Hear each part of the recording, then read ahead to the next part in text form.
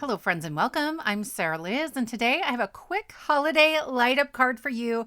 This is for when you want to give someone a really special card. This has great texture and sparkle and shine and it lights up, but it's super quick and easy because that whole background is a printable panel. The panels are free to download, so I'll just link it in the supply list below. I'm going to use this first one today. You could use the twinkle lights and light up the stars in the background. We're going to light up the big star. There's also these like little lit up windows in the tree that I think is really funny, very sort of Dr. Seuss, if you will. So tons of ways to light that one up.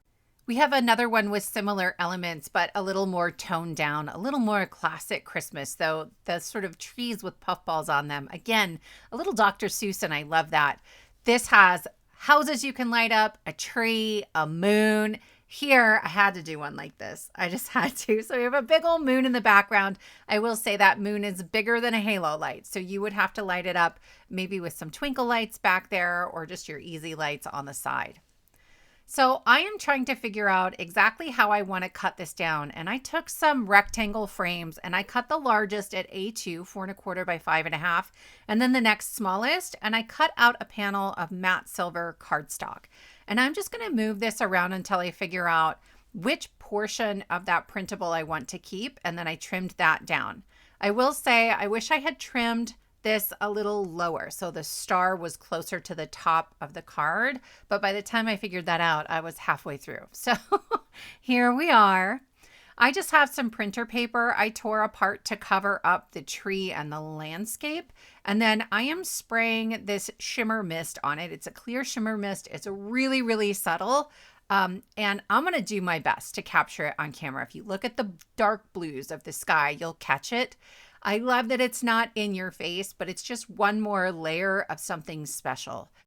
To be clear, you can just use the panel as is. There's nothing wrong with that. This is a light up card. It's very special. But I like to show you lots of ways to step that up and make it feel like yours. So one of the ways I'm doing that is with this frame. I also love that it adds a different kind of shine than that shimmer spray that's in the background.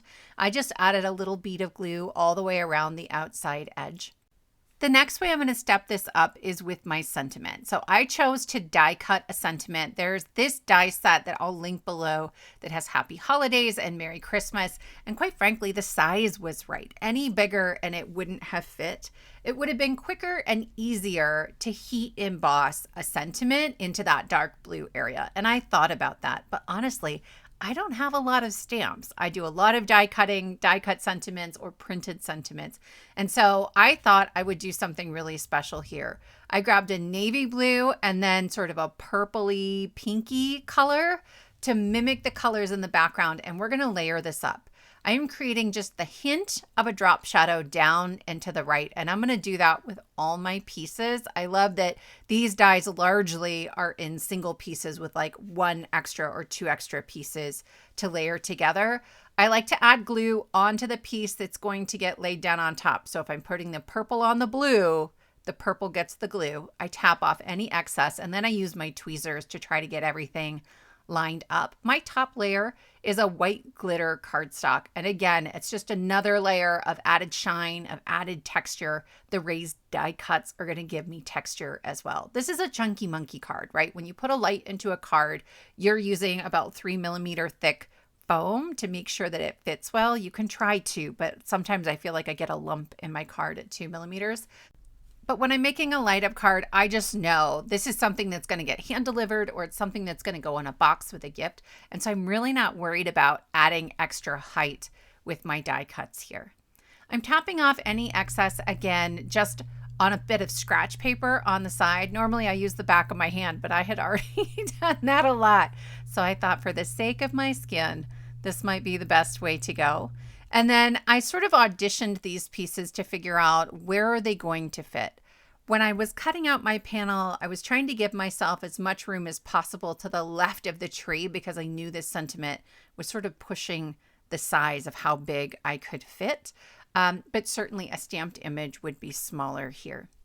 The tittle for the eye is really small, and I knew there was no way I was going to create a drop shadow with that. So instead, I'm going to use one of these small sticky backed gems instead. And it has about the same height as my 3 layers of cardstock stacked up. And so that evens it out nicely. And we have another layer of sparkle. Let me know, is there such a thing as too much sparkle on a holiday card? Because I'm not sure that there is. Another way I'm going to step this up is by making textured snow. So I have this product from Stampin' Up! That came out years ago. I don't think they carry it anymore, but that product exists in other places. So I'm going to link below to something similar, probably the Marvy Snow Pen Snow Marker. And it's just a liquid that I am putting over top of my snow. Then I have some glitter from Lawn Fawn that I'm going to sprinkle over the top of it while it's wet. And by the time I dry this and set it, it's going to grab onto that glitter and it's not going to come off very well at all, right? Which is exactly what we want. So I'm doing my best to sort of stay in the snow. It didn't go perfectly. That's okay. I used my thumb to move some of it a little bit, and you really can't tell that I got it in the wrong spot at all. And when I go to heat set this, I'm going to use my heat tool. Again, you're not really going to be able to notice that I had it in the wrong spot. For my sprinkle of glitter, I am just taking the tiniest little bit and rubbing it between my fingers so I have this very light dusting. And then when I heat it up, the liquid in there, as it's evaporating, sort of puffs up and creates a skin out of this liquid. And so you get this textured snow. I will warn you, do not overheat it. If you overheat it, it can burn, it will deflate, it will get really hard and crusty, things that are not super great. But if you heat it just until it puffs up and then you move on, it is so wonderful. It's this magical, wonderful texture on there, and I just love that. So I have now sprayed this with glitter spray and put that sort of snow texture on there, a lot of liquid, and it's actually a 65-pound cardstock. So I have a piece of acetate that I'm going to put behind it. I use Grafix shrink film because it's really, really sturdy, and I have a bunch of double-sided adhesive tape that I'll use to adhere the two. Then it's a lot thicker and it minimizes the warping that happened when I was using other products. So here's our one light. It is so simple. I put the battery in and I push the button and that's it. I want my light directly behind the center of my star. So I'm using a pencil to kind of find that on my card base. And I'm going to use some mint tape, like a Post-it tape, to hold that in place and then double check it. And it's hard to see on camera because it's so bright, but I can tell exactly where that light is when I push the button. So I'm going to wiggle it within the tape until it's where I want it, and then I will trace around the outside edge of the light so that when I adhere it, I am putting it right back down exactly where I had it before. I'm also being careful to take note of where the button is. I want the button to be somewhere on like the blue of the sky and not the frame. It's hard to mark, hey, push on the frame to light this up.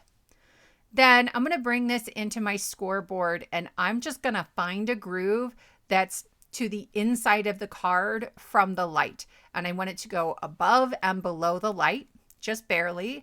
And then I'll use my scissors to create a little flap. If I had planned maybe ahead a little differently, I could have used my trimmer to make those cuts to make sure that they were perfect and super tidy, but I'm not that worried about it. If I gave someone a light up card and they're complaining about how I cut the flap, we got problems. So I have my 3mm foam here that I'm going to use to make sure I've got enough lift. You can sometimes get away with 2mm foam. If you have the world's best foam tape, that's your best choice because it's repositionable and it takes all the stress out of this. But I wanted a little more like ambient light. I wanted it to shine out beyond just the star itself. And so when you create a little more distance between your panel and the light, you get sort of broader spread of the light, if that makes sense. So I'm going to go ahead and pull off all that backing paper from my foam tape. I have it in the corner of my scoreboard to try to get everything lined up just perfectly. And then I'm going to add a little bit of wet glue on top. I know that this is going to grab on really quickly if I just have the foam tape, so that wet glue lets it hydroplane for a second, like it'll slip and slide around on there so I can make sure the corners are lined up correctly. And I'm not going to have to try to trim something off of this very thick panel. I'll be honest, I use this trick a lot. And about 25% of the time, I still don't get it on there correctly. So I'm very dainty as I begin to press down the first time. And it's not until I sort of pick up the card and make sure that I'm willing to press any harder. To make sure my recipient knows what to do, I'm going to stamp the word push from the Pear Blossom Press Stamp and Die bundle. It has a die in there that will cut like a trap door for your battery if you need it. And then it has a few other stamps in there too, but I like that this one is scripty, so it goes well with the feel of this card. I stamped it onto just a piece of scrap acetate first to make sure that it was straight and it was in the right position. And then I removed that acetate and stamped it directly onto my card. It felt really brave because it's pretty much all put together and done at this point. But it worked beautifully. I think a pigment ink makes that a little bit easier. Then I'm going to come in with two more sort of final accents, ways to step it up. I have this red glitter brush pen from scrapbook.com, and I'm just going over the red ornaments on here. And then I have a similar one that's just clear that I will use to go over the star. I used an inkjet printer, so I am being careful not to add too much liquid on there or it can make my ink run. But this worked out really nicely. On the inside, I'm going to use some mint tape to hold that door closed. Normally I use removable adhesive, but I'm out. You could also use washi tape. But here is our finished card. It has great sparkle and shine. We've got that texture from the snow and the top of the tree lights up beautifully. My friends, I hope that you'll give this a try. If you have some lights in your stash and you've been afraid to use them, now is the time. Thank you so much for spending your time with me, and I will see you next time.